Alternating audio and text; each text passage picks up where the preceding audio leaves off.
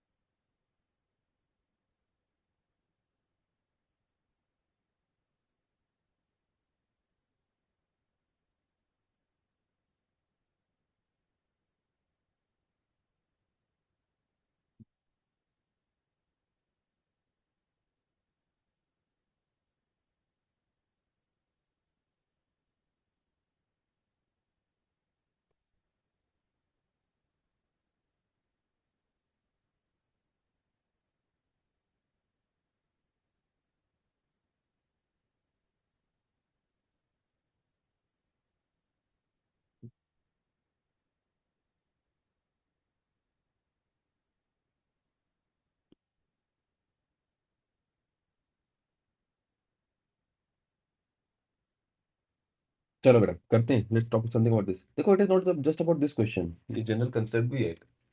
So the point we are discussing is, forget about this question for a while ना। आपने rotation में police वगैरह पढ़ा हुआ है। पुलीस में क्या होता है, पुलीस में the rope is actually moving around that pulley, and specifically लिखा होता है कि that the rope is not slipping on the pulley. Rope is not slipping on the pulley. But मान लीजिए there is a situation of rough pulley plus there is slipping on the rough pulley. But अगर slipping हो जाए rough पुली में, तब कैसी कहानी बनेगी, पर उसको समझने की कोशिश करते हैं। Because A pulley will rotate, that is okay, pulley will rotate, but what will be the tensions developed in the two ends वगैरह वो दिखते हैं। मान लीजिए एक रोप ने एक पुली के ऊपर एक थीटा फाई एंगल सबटेंड किया हुआ है, एंड यहाँ पे टेंशन इज T1, एंड यहाँ पे जो टेंशन है that is T2। To tensions बनी हुई। अगर मैं देखो, ये ऐसे इसके ऊपर, ऐसे इसके ऊपर एक वुंडेड है स्ट्रिंग। बट अगर मैं स्मॉल सेक्शन, बहुत छोटा सा सेक्शन, मतलब अगर फिर इमेजिन दिस, बहुत छोटा सा सेक्शन में इसका लूँ पुली का, सॉरी, स्ट्रिंग का छोटा सा, ये छोटा सा। What I am trying to say is कि मान लीजिए मैंने क्या करा, एक पार्ट लिया रोप का, and this part of the rope is subtending a very very small angle, just for the sake of understanding मैंने इतना बड़ा बनाया है। दस that this let this small angle is छोटा सा D5। और यहाँ पे टेंशन बेटा मान लीजिए T है, और यहाँ पे है T प्लस डी टी।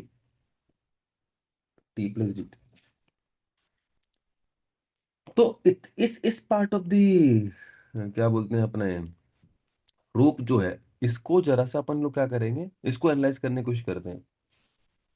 अभी के लिए, फॉर द टाइम बीइंग, मान लेते हैं कि there is for equilibrium, there is an equilibrium.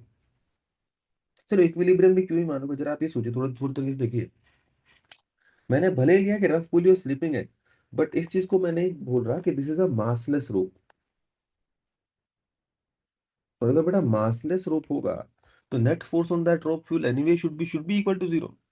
Yes. आप काम करते हैं कि बेटा हॉरिजॉन्टल फोर्स को बैलेंस करने की कोशिश करते हैं। हॉरिजॉन्टल फोर्स फ्रिक्शन आएगा। आएगा, yes, on rope is equal to zero, तो फ्रिक्शन का एक रोल आएगा। इस रोप पे इस तरफ फ्रिक्शन भी लग रहा होगा। ये स्ट्रेट है, ये मतलब बना दिख कर्व दिख रहा है, बट एक छोटा सा स्ट्रेट पार्ट सा है बस ये। और वो होगा कि म्यू इनटू छोटा सा नॉर्मल बेटा, इस पे DN लग रहा होगा। अरे DN यहाँ से इस पे ऊपर की तरफ लग रहा होगा, यहाँ से इस रोप से जो पुलिस पे लगा रहा होगा। इस क्वेश्चन को मैं नीचे कर दूं, बाद में इसको उठा लेंगे, वो तो एक लाइन में आंसर आ जाएगा जब इसको समझ गए अगर हम तो। मेरा आर्ग्यूमेंट ये है कि I just balance down the forces, और बैलेंस कर मैं करने की कोशिश करूंगा। तो बेटा हॉरिजॉन्टल फोर्स बैलेंस करते हैं। ये अगर मैं लाइन ड्रॉ कर दूं, तो ये जो दो दोनों एंगल होंगे D5/2 होंगे दोनों, ये भी D5/2, ये भी D5/2। तो बेटा राइट डायरेक्शन के forces T+dt into cos of D5/2। Right की तरफ। एंड लेफ्ट डायरेक्शन में जो फोर्स मुझे दिखाई दे रही है बेटा, वो दिखाई दे रही है T of cos D five by two. एक तो ये दिखाई पड़ रही है, और एक म्यू डीएन और दिखाई पड़ रही है, म्यू डीएन। अच्छा, डीएन बताना भी कोई बहुत बड़ा टास्क नहीं है, डीएन बताया जा सकता है। T T five. Yes. DN की वैल्यू क्या होगी, वो होगी, बताइए जरा। T T two five. T sine D five by two, जो टी डी फाइव होगा। मेरे टू टी नहीं है, टी और डी प्लस डी टी है ना। अच्छा, मतलब डी टी डी फाइव फिर तो तो टी टू अच्छा, टी फाइव। कैंसिल ही हो गया। Agreed agreed agreed. अच्छा बताओ, कहना है इससे कि ये जो एंगल्स ये ऑलमोस्ट वन के बराबर होंगे बेटा, कहना है this D five is very small भाई, स्मॉल छोटा सा एंगल है, तो छोटे एंगल पे cos is almost one and sin is equal to that angle. हाँ। तो सॉल्व करेंगे ना, तो ये क्या बन जाएगा, देखिए यहाँ टी प्लस डी टी होगा ना, टी होगा, जब इधर जाएगा तो टी कट जाएगा, D T will come out to be mu D N. Will keep this side, will keep this here. Let's see कैसे इस्तेमाल होने वाला है। अगर ये है ना, वर्टिकल फोर्सेस बैलेंस करेंगे अगर आप, वर्टिकल फोर्सेस को अगर बेटा जीरो करने की कोशिश करेंगे, तो I hope you will be able to understand कि जो आप बोल रहे थे, T of sine D five by two plus T plus D T of sine D five by two, and that should be equal to D N. D N होगा बेटा इस बराबर, this D five by two. एक चीज का ध्यान रखें अपन लोग कि बेटा sine of D five by two जो है ना, that is approximately D five by to only. तो ये टर्म क्या बन जाना है, नीचे वाला ये वाला टर्म देख लेते हैं आराम से। ये मुझे तो ऐसा लग रहा है कि ये बन जाएगा बेटा two T into D five by two plus D T into D five by two is equal to D one. ये टू से गया टू, डी एन को मैं यहां से उठा के चिपका देता हूँ, यहां से उठा के चिपका सकता हूँ ना। तो बेटा कितना बन जाएगा जरा देखिए इसको। मैं एक और टास्क एक बार करना चाहूंगा, एक और टास्क करना चाहूंगा। वो टास्क मेरा ये होगा, I want to easy thing that I want to do is here.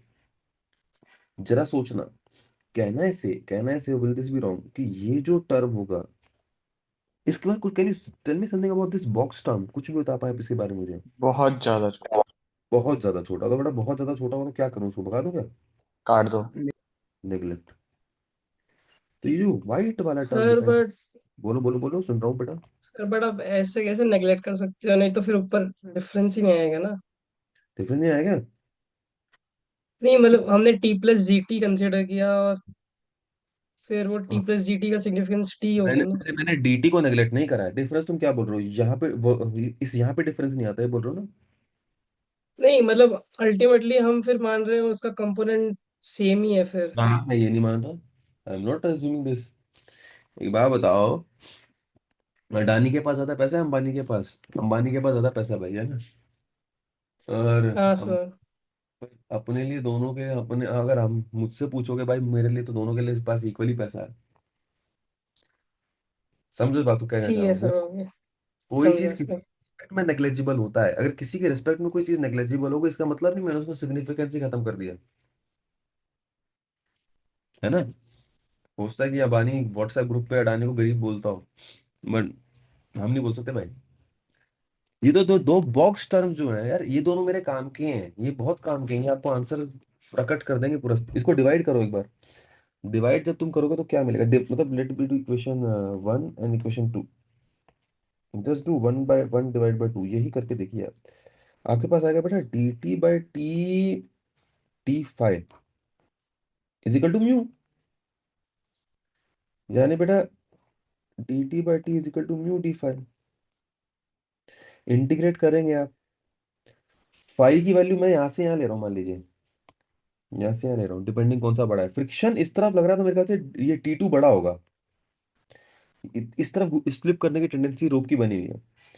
तो बेटा ये simple, are you able to understand, T one से टी टू का लिमिट और जीरो से फाइव का लिमिट, तो T two will be actually equal to T one E की पावर म्यू फाइव।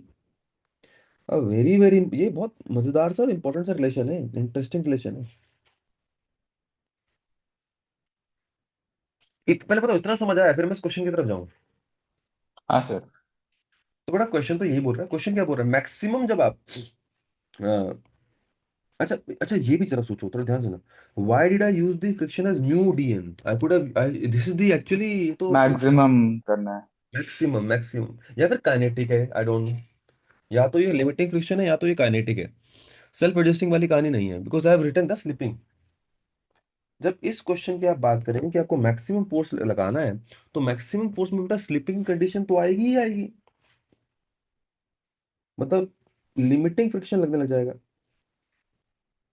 एंड बेटा लिमिटिंग फ्रिक्शन हो चाहे काइनेटिक फ्रिक्शन हो, म्यू अगर सेम है तो आंसर तो यही आने वाला है। This is the answer for this question, this is the answer.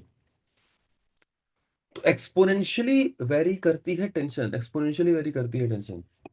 आप ये देखिए जरा ध्यान से, if I ask you another question, let's you tell me the answer for this.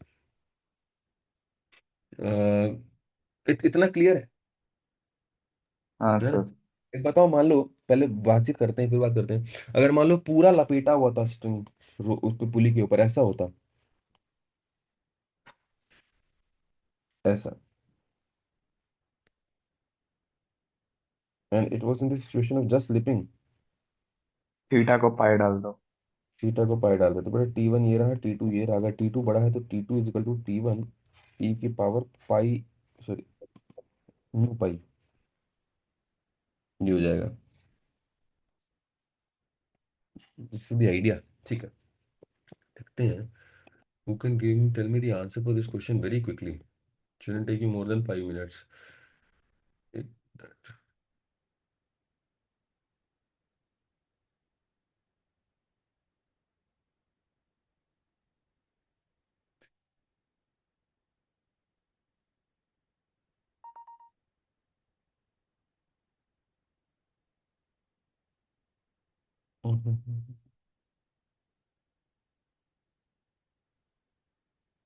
मैंने भी तुम्हें ये बताया कि एक तरफ की टेंशन इज दिस, ये बताया हुआ है। देखिए ना, क्वेश्चन को पढ़ो आराम से, ध्यान से आना चाहिए।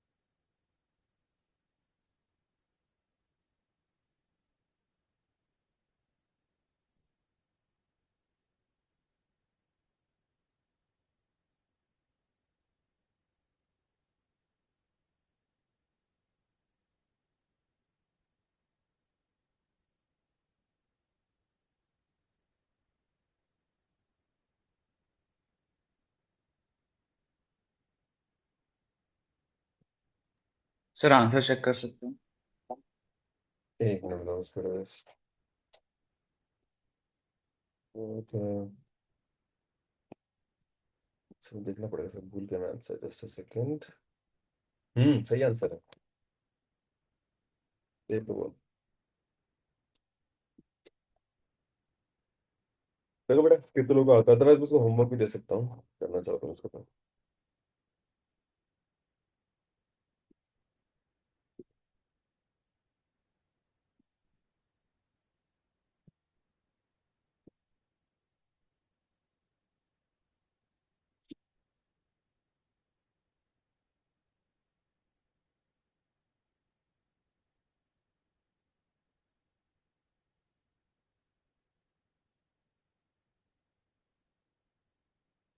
नहीं बेटा प्रथमेश नॉट दिस।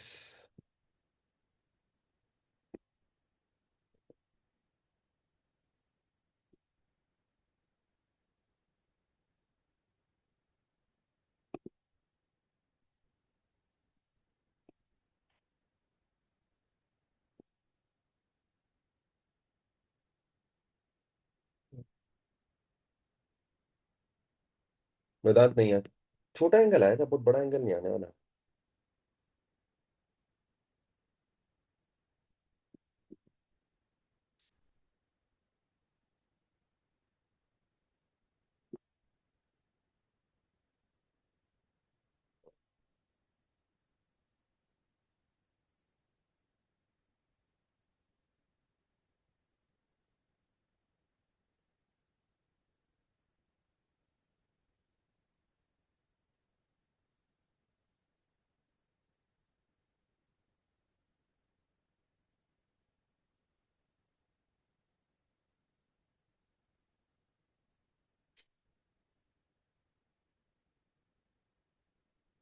नहीं बेटा अनीश नॉट दिस।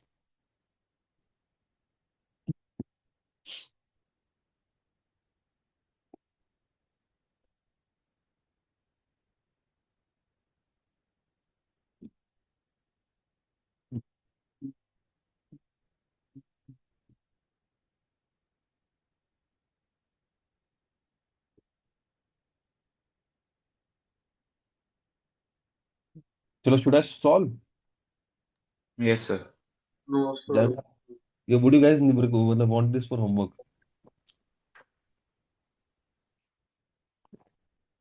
वैसे कुछ खास कहानी है नहीं है, देखो इसमें एक चीज लिखी हुई है कि कहाँ है, देखो angle theta does not change with time.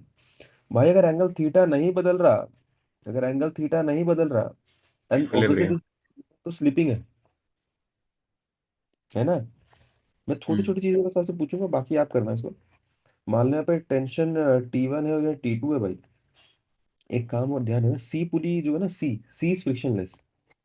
तो सी पे अगर टेंशन फ्रिक्शन जो है ना, यहाँ पे T2 ही टेंशन होगी। तो T2 will be equal to T1 e की power theta pi, so theta mu.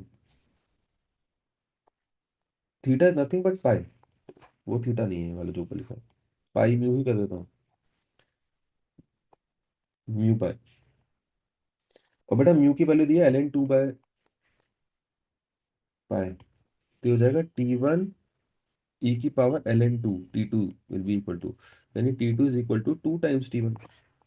इतना अपने पास आ गया है ना। एक और चीज मैं जो इसमें इंपॉर्टेंट रखना चाह रहा हूँ,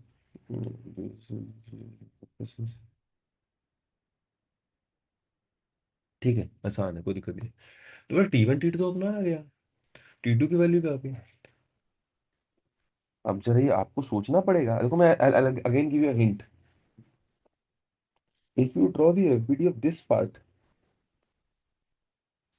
इस पार्ट का बेटा अगर आप एफबीडी बनाए, तो इस पार्ट पे this is not rotating, and if it is not rotating, तो बेटा इस पॉइंट के बाद टॉर्क कितना आना चाहिए, किसी पॉइंट के बाद टॉर्क आना कितना चाहिए, 0 आना चाहिए। Yes sir. तो अगर मान लीजिए, अच्छा मैं कुछ कुछ आर्ग्यूमेंट्स यहाँ पे लिख देता हूँ, मान लीजिए बेटा अगर ये जो पुली है नीचे वाली बी जो है, अगर वो ए से ऊपर जाएगी ना, तो ये ब्लॉक 2A से नीचे जाएगा, that is on the wedge constraint. हम्म।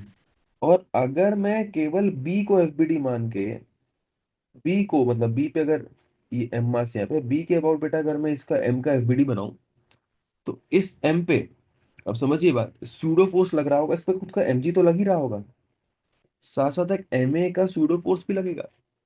एक यहाँ लग रहा है 2t और एक लग रहा है T. That is worth seeing. अच्छा ये डिस्टेंस भी दिया गया बेटा, हाँ 2r। That is worth seeing कि अगर ये पॉइंट ओ है, ओ, तो torque about O should be also equal to 0। That will be your first equation, this is your second equation. Third equation will be इसके लिए F is equal to M M M A, M G minus T two is equal to M A. Fourth equation will be इसके लिए T1 plus T2 minus M G is equal to M A. Sufficient number of equation, sufficient number of unknowns आपको निकालने पड़ेंगे। Sir and आपने 2A क्यों लिखा? कहाँ पे बेटा मतलब वो टू? टेंशन्स तो डिफरेंट है ना। बेटा तो कंस्ट्रेंट से लिखा है मैंने। कंस्ट्रेंट से basically I do what? Sir but बताओ बताओ बताओ, बोलो। सर बट हम मानते थे कि वहाँ टीटी लग रहा है कंस्ट्रेंट्स में ना, यहाँ पे 2T और टी लग रहा है, तो मुझे लगा। It has nothing to do with tension.